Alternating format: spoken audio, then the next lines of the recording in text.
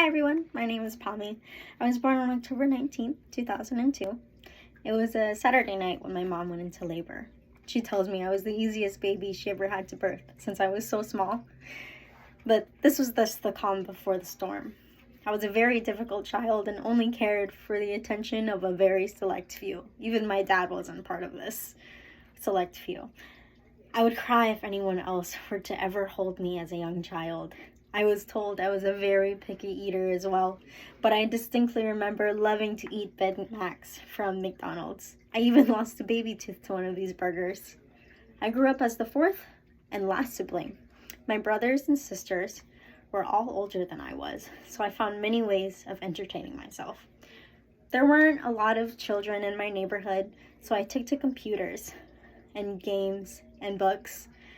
Some of my favorites were The Sims and Minecraft, and Harry Potter stands to be one of my favorite series to this day. Throughout elementary school and middle school, I prided myself on my smartness. I decided for myself to only achieve A's in school. As a last child, I think unconsciously, I competed with my older siblings, trying to prove that I was the best or better. This lasted until high school, until the COVID-19 pandemic happened. I stayed home and took online classes, but it wasn't long before I fell behind and my grades slammed into the concrete. I no longer cared about classes and school.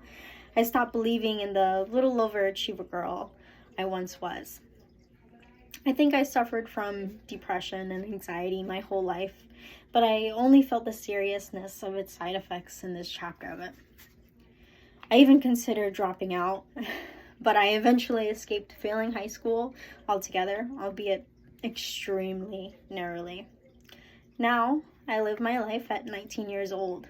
I still love everything I had as a child, and I even added animals and plants to my hobbies.